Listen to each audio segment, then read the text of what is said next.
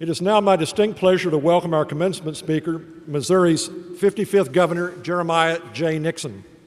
A native of DeSoto, Missouri, Governor Nixon was raised in a family of public servants. His mother, the late Betty Nixon, was a teacher and served as president of the local school board. His father, Jerry Nixon, who just happens to be with us tonight, was elected mayor of DeSoto and was a judge of the community. Growing up in a home with these strong values, Governor Nixon learned at a young age that faith and family come first and giving back to the community comes a very close second. It is a philosophy that has guided him throughout his career in public service. After earning both his undergraduate and law degrees from the University of Missouri, J. Nixon returned to DeSoto to practice law. In 1986, he was elected to his first term in the Missouri State Senate, where he represented the people of Jefferson County for 6 years. In 1992, he became Missouri's Attorney General, a position he held until the year 2008 when he was elected governor. As Attorney General, J. Nixon's office worked tirelessly for the citizens of the state, especially in the area of consumer fraud. The next time you have a quiet dinner at home with your family, stop for a second and silently thank J. Nixon because he was the one responsible for instituting Missouri's popular no-call list, which has become a model for states across the nation to stop unwanted telemarketing calls.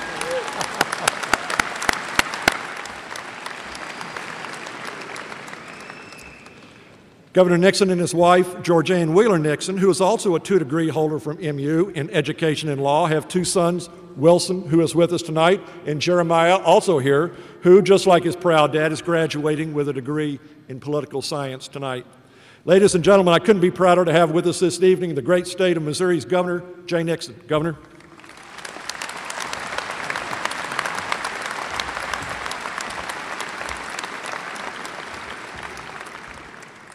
Good evening. Thank you, Chancellor Deaton, Dean O'Brien, former telemarketers,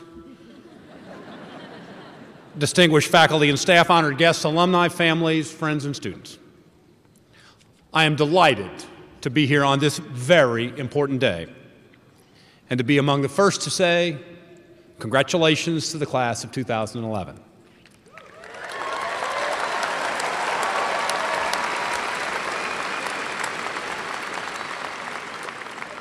All your hard work and long hours have paid off and brought you to this point, standing on the threshold of a new journey.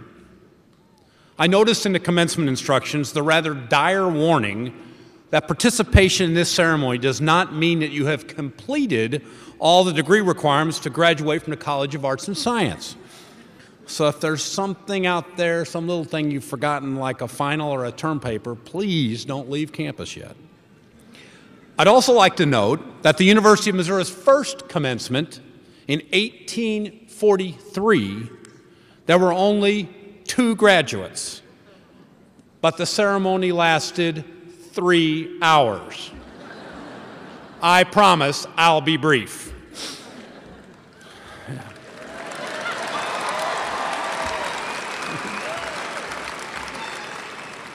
Since 1843, students from this great university have gone on to serve our state and nation with highest distinction. You are about to become part of that proud tradition.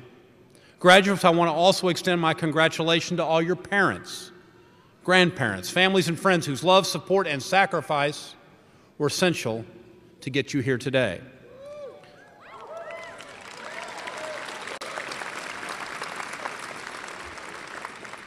Your diplomas represent the fulfillment of their dreams and their effort as well as your own. You can't repay all they have invested in you, but I urge you to try. Honor them by using your education to make a contribution to your communities and to make a difference in the world.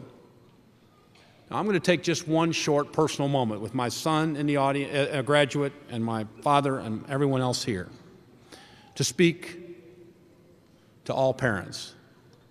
I know that over the years, Georgianne and I have shared one emotion with all parents that are here today: worry. A concern about our child's well-being, our being well of our child. If you're like us, that worry has transformed these last few years to confidence. Quite frankly, pride.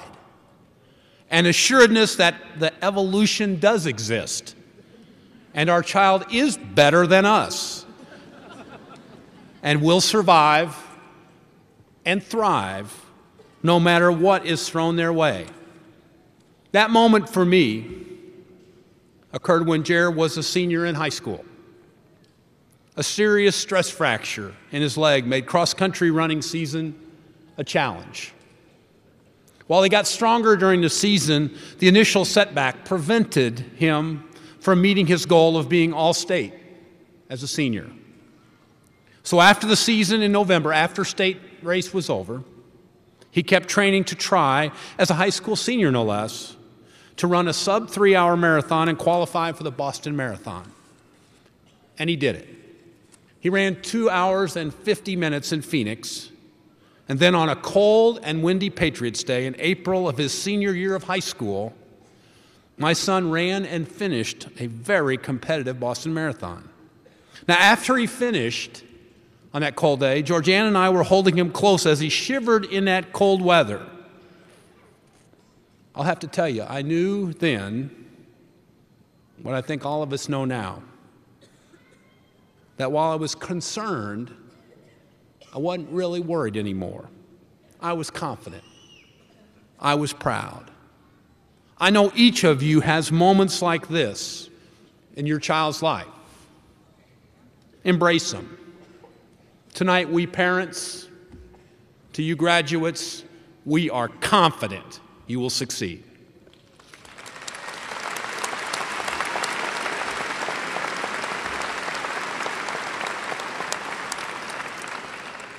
Let me also congratulate this great faculty and staff for the outstanding programs that are offered here at our school. A humanities education is a magnificent gift, one that allows your students to explore and appreciate the full breadth and depth of human inquiry and experience. Graduates, this ceremony marks the completion of one important phase of your education and the beginning of another. It is a celebration of all that you achieved since the first day you rode the Tiger onto this beautiful campus, to the last word written on your final exam. You leave Mizzou with more facts and figures packed into your heads than you may have thought possible, about subjects as diverse as poetry and relativity, history and microbiology, calculus and jazz. Facts and figures matter, but they are not all that matters. An education like the one you have received here at Mizzou is much more than an instruction manual for assembling humble facts. Your Mizzou education is a blueprint for a much grander structure, one that even if you work on it every day, and I hope you do, will take a lifetime to build. The cathedral of the mind. Fill it with art and music. Fill it with history, science, and politics. Fill it with dreams and bold ideas. Never stop building. Your Mizzou education has expanded not only the boundaries of what you know, but your capacity to learn. That capacity is infinite in all directions and continues throughout your lifetime. Never stop learning. Your education has prepared you to solve all kinds of problems, whether they are physical or abstract, practical or theoretical. Creating an elegant proof in mathematics requires the same rigor, discipline, and imagination as creating a beautiful work of art. Your education has provided you with the opportunity to try your hand at both. Of course, you've learned now that all people are not equal in all things. Some are actually smarter than others. Some have musical talent. Others excel at sports. Some have mechanical aptitude, and others are just great writers. By now, your education has helped you discover what unique gifts and talents you possess, and helped you to find a subject you are passionate about. But if you haven't, don't panic. There's still time. Life is full of twists and turns that will lead you unexpected places. Don't be afraid to explore them, and don't be afraid to take risks. Your Mizzou education has given you the intellectual tools to navigate the ambiguity of the future. your education at Mizzou also includes lessons of the heart and of the spirit about the value of friendship, teamwork, service to others, leadership. Years from now, it won't matter how many friends you had on Facebook or how many people were following your Twitter feed. What will sustain you are the special moments you spent here in the snug harbor of Mizzou, among good friends, inspiring teachers, and mentors with high expectations. Those moments may have come at times of personal victory, like helping the Tigers beat the Sooners at homecoming.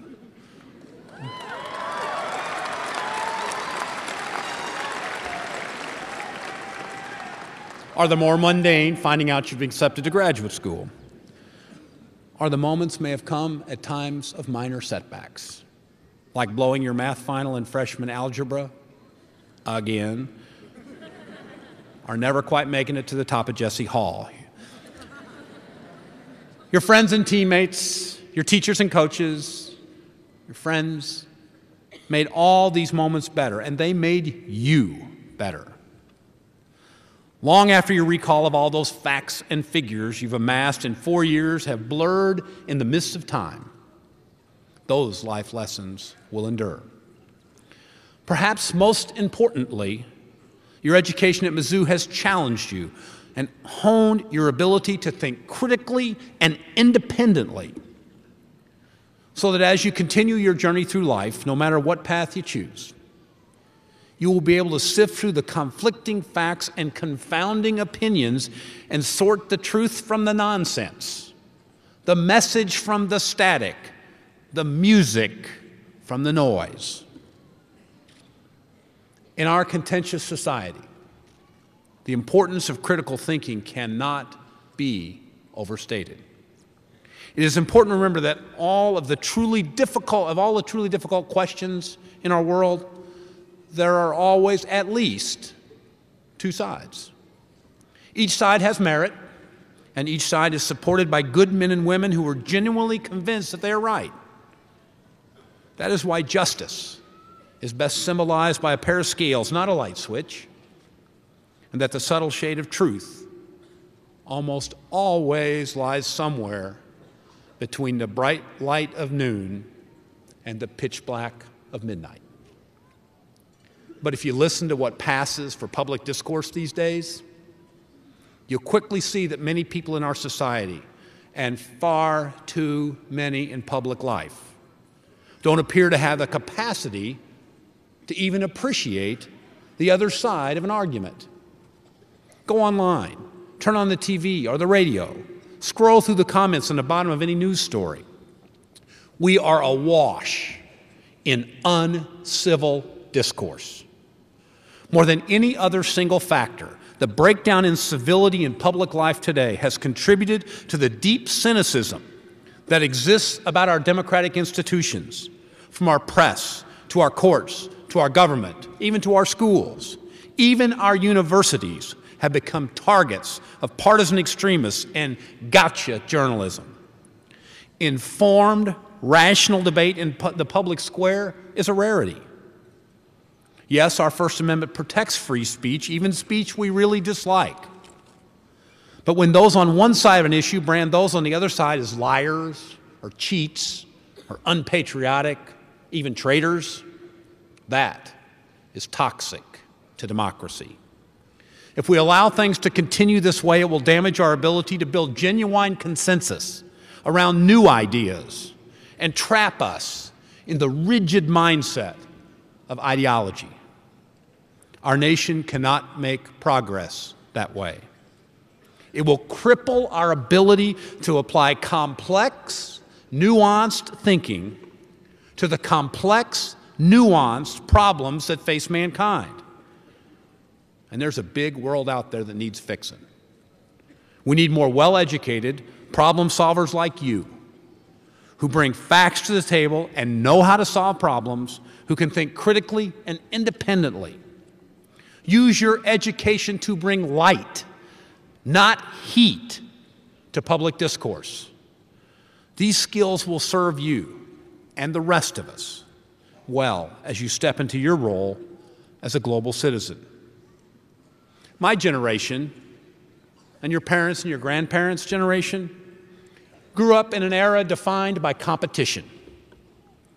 The 20th century was the American century, a time when the United States dominated the world politically, economically, culturally, and militarily. As we step into the second decade of the 21st century, the future that you, the class of 2011, will be creating will not be defined only by how well America can compete in a global economy, but how well we can collaborate to accomplish shared goals and tackle shared challenges. Because without a doubt, the nations of the world are more interdependent today than at any time in human history. The stakes and the opportunities have never been greater. We live in a world where the boundaries of time, distance, and culture are collapsing at the touch of a finger.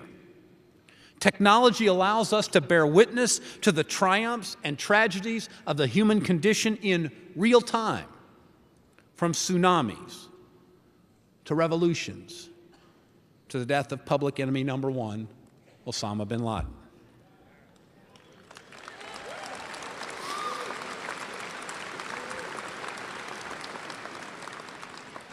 What happens on one side of our planet, whether it's an economic boom or a nuclear meltdown, affects people on the other side.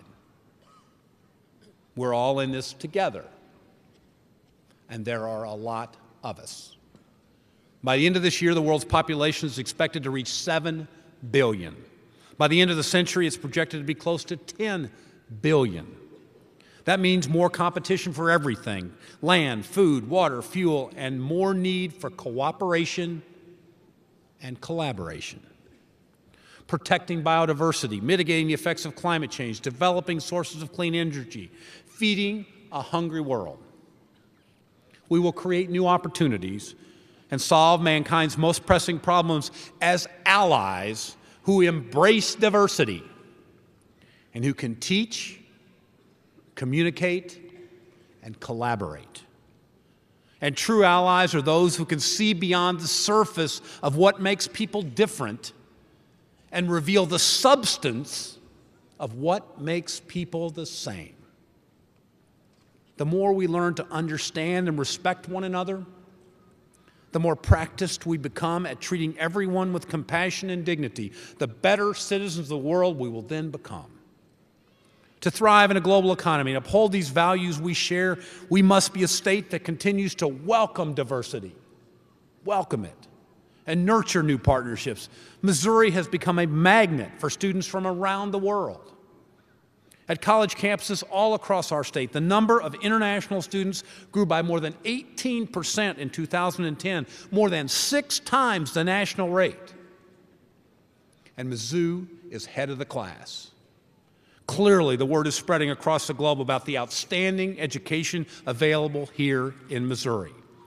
The top nations sending us students: China, India, South Korea, Saudi Arabia, Taiwan.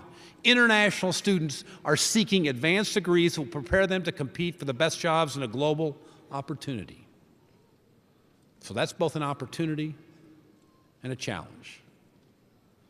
In our rapidly changing world, education is a high-stakes enterprise.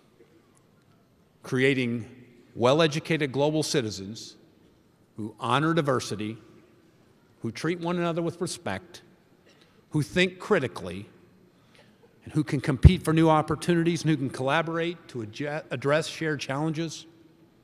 All this has been part of your education and is the core of the ongoing mission of this great university. There is no investment that will have a greater impact on the future of this nation, this state, and on the quality of life for you, your children and your grandchildren, than the one you made in your education. Your Mizzou education has prepared you to take your place as global citizens who are better informed on the issues important to your lives and the future of our entire planet, who are more engaged in building your communities and more involved in strengthening democracy as voters and leaders, So graduates, take the blueprint your Mizzou education has given you and start building. Use it to build a magnificent cathedral of your mind. Use it to build strong families, vibrant communities, and a prosperous state. Use it to build a just and secure nation and a stable, peaceful world. The future is in your hands. Make it bright. Congratulations.